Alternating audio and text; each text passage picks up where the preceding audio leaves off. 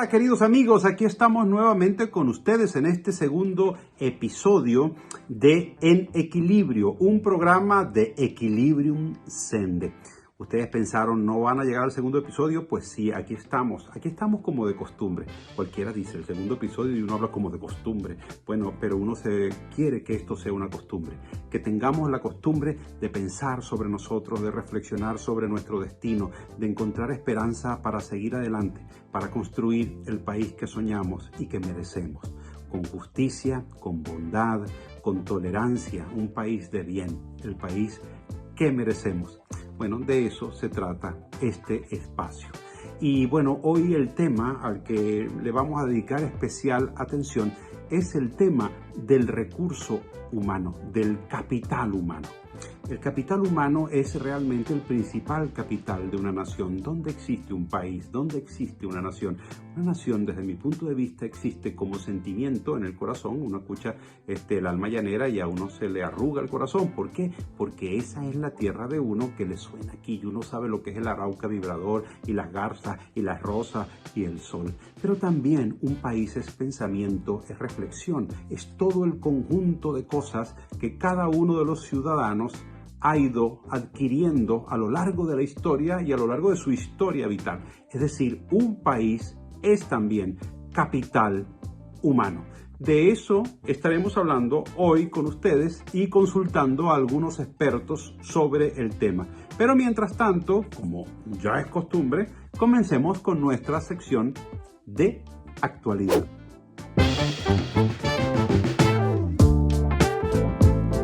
Vivimos tiempos de avances tecnológicos increíbles, inimaginables hace algunas décadas, cuando uno todavía utilizaba los teléfonos de rueditas, ¿se acuerdan? Que uno tenía que esperar que el cero regresara otra vez a su lugar para marcar el nuevo número. Ahora tenemos teléfonos celulares que hacen cosas increíbles, sacan fotografías, graban videos y dentro de poco los teléfonos móviles serán intravenosos. A lo mejor uno se lo puede inyectar y los ojos son tu pantalla, los oídos son los audífonos y a lo mejor el dedo es el micrófono por el que vas a hablar. Cosa complicada cuando tengas que ponerlo en modalidad vibrador. Pero bueno, no entremos en esa materia. El caso es que con todo esto ha surgido un fenómeno nuevo, lo que se llama ahora el teletrabajo. En mis tiempos, cuando yo comencé mi carrera como actor, teletrabajo era trabajar en televisión exclusivamente. Y era una cosa además que la gente añoraba. Hoy día teletrabajo es otra cosa. Cada aparato de estos puede ser un estudio de televisión. De hecho, yo estoy teletrabajando en este momento desde mi casa con un teléfono de avanzada tecnología, pero lo estoy haciendo desde la casa de mis abuelos, que es una casa que tiene 100 años de antigüedad, como les voy a mostrar. Entonces, son cosas tecnológicas impresionantes que están sucediendo en estos tiempos y que nos marcan, nos definen. Fíjense ustedes, por ejemplo, el teletrabajo no es otra cosa que eso que antes uno hacía de manera presencial, ahora lo puedes hacer desde tu casa. Guardar carpetas en archivos, todo ese tipo de cosas lo haces ahora desde tu computadora en tu hogar. Eso, por supuesto, tiene ciertas angustias, genera ciertas dudas. Tengo que trabajar más, porque a lo mejor si estás en tu casa, tu horario de trabajo no lo controlas, pero eso exige que tengas que trabajar mucho más. O por el contrario, si eres muy eficiente, a lo mejor estando en tu casa trabajas mucho menos y te queda tiempo libre para otras cosas. En todo caso, hay gente que tiene dudas como esta, dudas sencillas.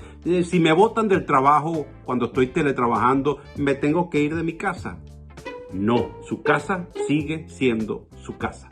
Claro, hay cosas que son novedosas en el teletrabajo. A lo mejor no tienes un jefe que te está observando desde la oficina de al lado, pero tampoco tienes a alguien a quien reclamarle directamente. No tienes después de la jornada laboral el encuentro con tus compañeros para tomarse un café o para tomarse una copa. Son cosas diferentes, son modalidades nuevas de vida que además están vinculadas a este fenómeno que nos ha sorprendido a todos en la humanidad, que es la pandemia del COVID-19, que nuestra gente en Venezuela, los funcionarios del régimen, llama COVID-16 porque hasta el COVID en Venezuela se ha devaluado. En todo caso, hay angustias. No todo se puede hacer teletrabajando. No puede ser usted un plomero y hacer el plomero por teletrabajo. No puede ser usted un odontólogo. ¿Cómo va a ser usted para arreglarle el diente a una persona desde su computadora en su casa? Hay cosas que no van a cambiar. Así que calma y cordura. Otro tema que tiene gran actualidad en estos tiempos es el de la educación a distancia.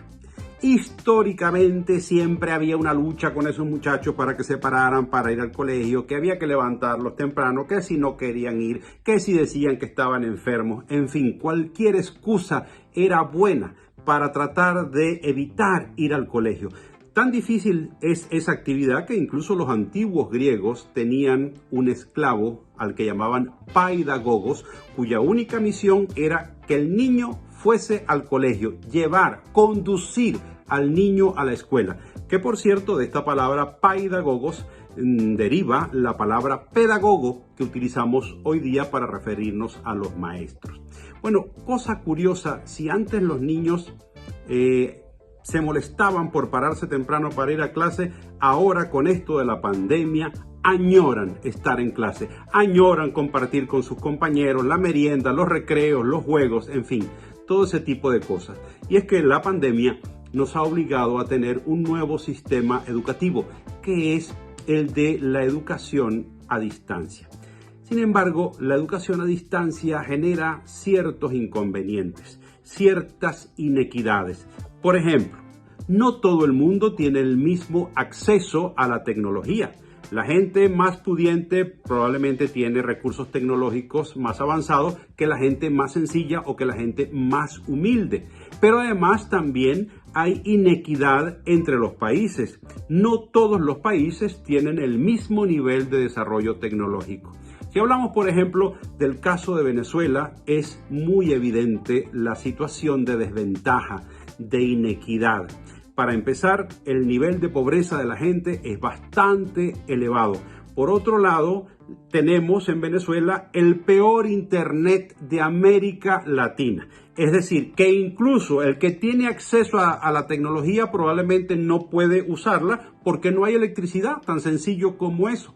Pero además de todo esto, tenemos una grave afrenta para el sistema educativo venezolano, que es la terrible situación económica por la que atraviesan nuestros docentes, con sueldos francamente deplorables, que no alcanzan el sustento mínimo, lo necesario para la supervivencia de un docente.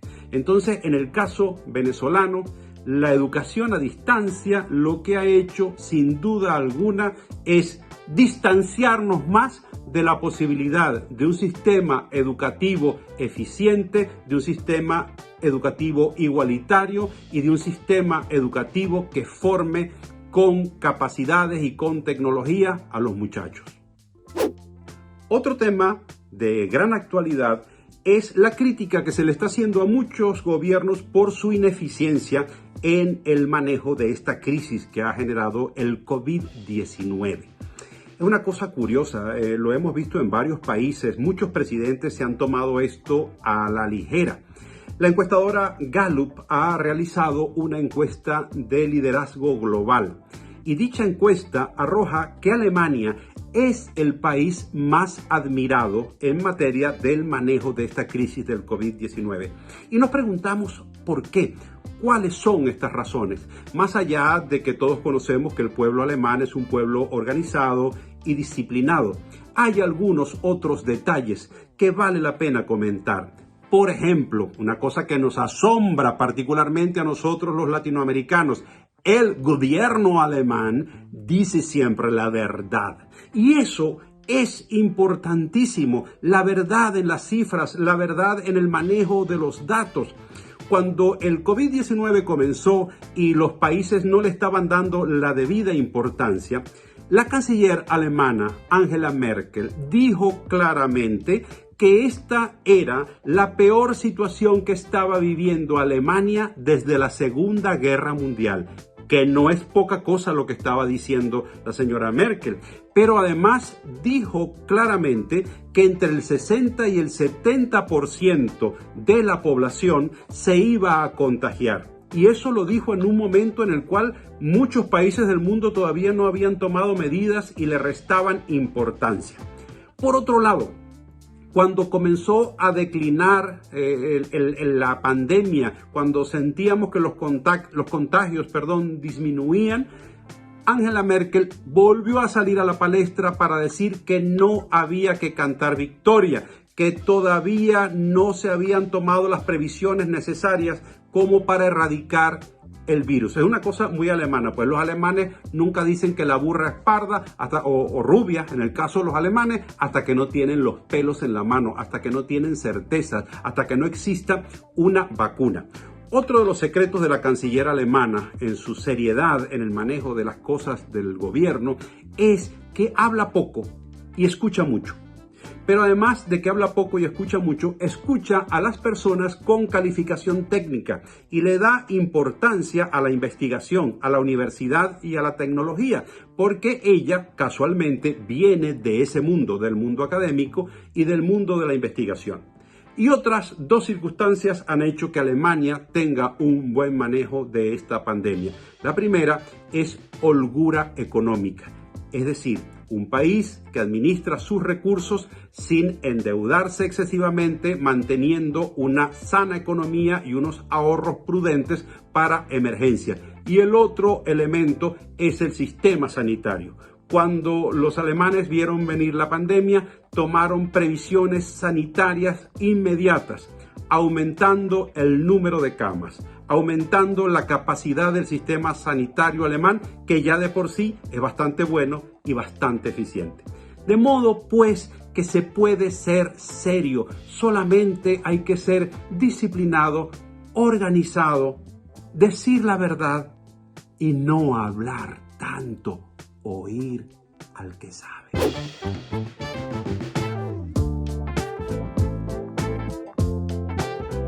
Hablemos del capital humano.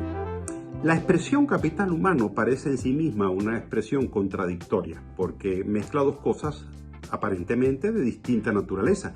El capital tiene que ver con la plata, con el dinero, con el billete, como diríamos en criollo. Eso que hace tanto tiempo no vemos los venezolanos, el billete. Y el capital, y lo humano, tiene que ver con la gente. Entonces, capital humano, ¿qué es en definitiva? Pues es el conjunto de habilidades, de destrezas, de conocimiento en manos de la gente y que hacen que una nación tenga capacidad para avanzar, para tener progreso, para desarrollar actividades que la transformen más allá de sus recursos materiales. Es el conocimiento el verdadero capital de un país, de una nación. Es el capital que está en su gente. El capital monetario se encuentra, se vincula y se asocia a los bancos. Bueno, el capital humano está vinculado al desarrollo de la universidad. Un país avanza con su universidad. Con razón decía el doctor Arturo Uslar Pietri, que siempre insistía en el tema y hablaba amigos inservibles, no se puede construir un país de primera con una universidad de segunda.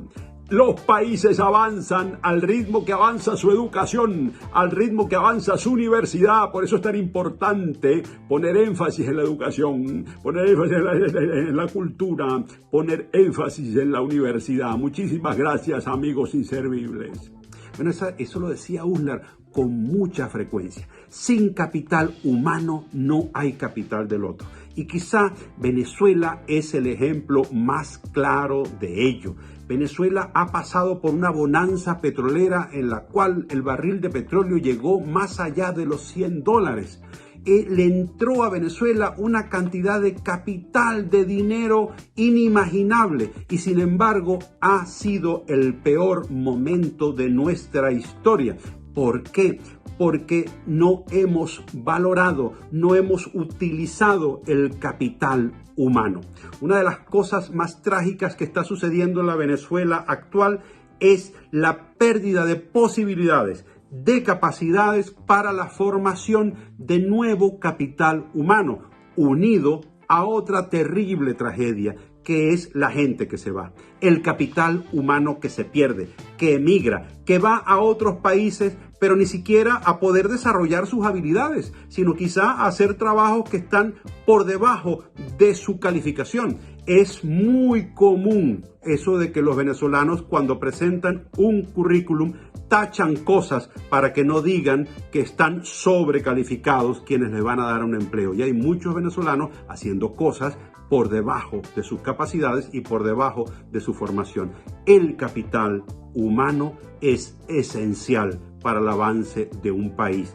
Es esencial para el futuro de Venezuela y no podemos descuidar nuestra educación, nuestra preparación de capital humano.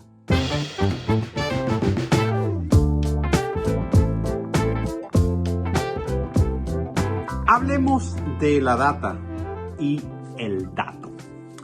Fíjense ustedes, quiero compartir algunas cifras que al estudiarlas preocupan sobre la situación del capital humano, tanto en Venezuela como fuera de Venezuela. En primer lugar, en Venezuela vamos a tomar algunas cifras de la encuesta de ENCOVI, encuesta de condiciones de vida en Venezuela 2019-2020, materia de capital humano. Comencemos por el tema educativo, la formación. De cada 100 personas en edad escolar, 30 no asiste a ningún centro educativo. Esto es el 30% de la población. El 30% de la población en edad escolar no está asistiendo. Es decir, no está recibiendo la formación básica, elemental, necesaria para formarse primero como ciudadano, como parte de una nación, pero segundo para poder acceder a niveles de educación y formación superiores que le califiquen profesionalmente. Ya eso es altamente preocupante. Pero si nos vamos a la educación superior, también las cifras alarman. De los jóvenes entre 18 y 24 años, solo el 25% de ellos está asistiendo a educación superior. Vaya usted a saber cuántos de ellos además se van a poder graduar con las condiciones de vida empeorando. Esta cifra es la mitad de la gente que se había matriculado en la universidad hace 5 años. Es decir, es evidente que hay un decrecimiento en la formación de nuevo capital humano en Venezuela. Esto hablando del área educativa. Pero si nos vamos al área del empleo, la gente que ya está insertada en su actividad laboral, Venezuela es un país en el cual el principal empleador, por la hipertrofia tradicional que ha tenido el Estado venezolano, es el Estado. Y lo que preocupa muchísimo es el bajísimo nivel de los sueldos. El sueldo promedio diario de un trabajador es de $0,72 americanos. Una cifra realmente extremadamente baja. Fíjense ustedes, ¿qué puede comprar un trabajador con $0,72 al día en un país donde la economía se ha dolarizado y donde además la hiperinflación no ha cesado desde hace un montón de años a esta parte? Entonces, si usted a esta situación, que ya es terriblemente complicada, le añade los datos del país, tenemos un panorama realmente preocupante en todos los sentidos.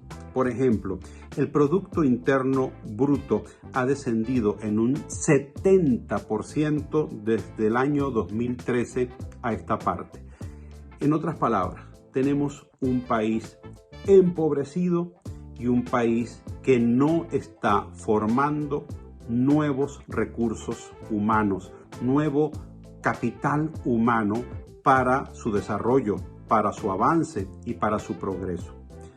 Si analizamos lo que sucede fuera de Venezuela, podemos tomar las cifras de la última encuesta regional realizada por Equilibrium Sende.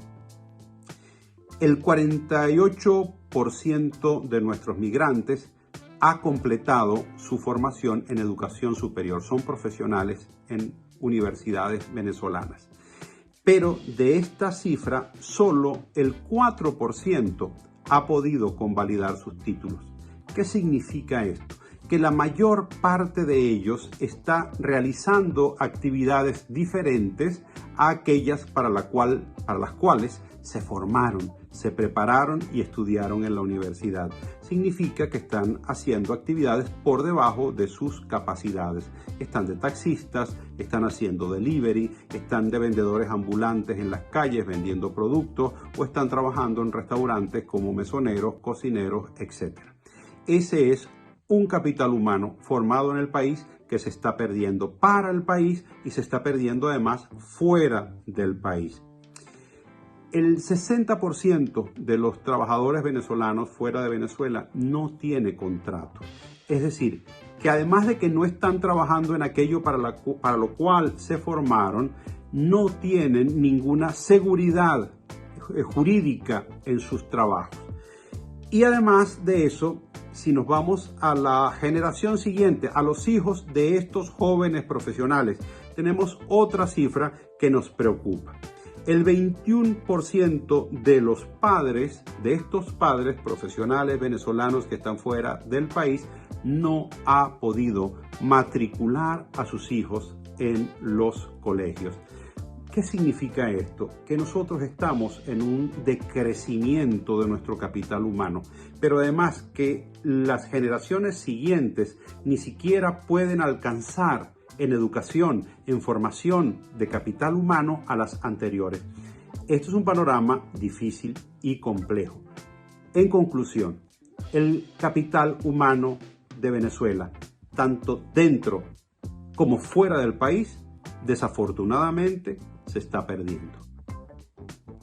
Bueno, queridos amigos, hasta aquí En Equilibrio por el día de hoy. Esperamos de corazón que las informaciones, la data, el análisis y las entrevistas que les hemos ofrecido hoy sean provechosas para ustedes, para tener una visión mejor de nuestro entorno y de nuestra realidad. No olviden seguirnos en nuestras redes, @equilibriumcende en Instagram, Equilibrium _ que es el que se pone así, la rayita por debajo, CD en Twitter, Equilibrium Centro para el Desarrollo Económico en Facebook y también en LinkedIn. Y si quieren seguir mis redes, también está @laureanomar, tanto en Instagram como en Twitter, que así se debe decir, Twitter. Suena como Twitter, pero no, es Twitter. Nos vemos en una próxima emisión de En Equilibrio. Gracias, hasta luego.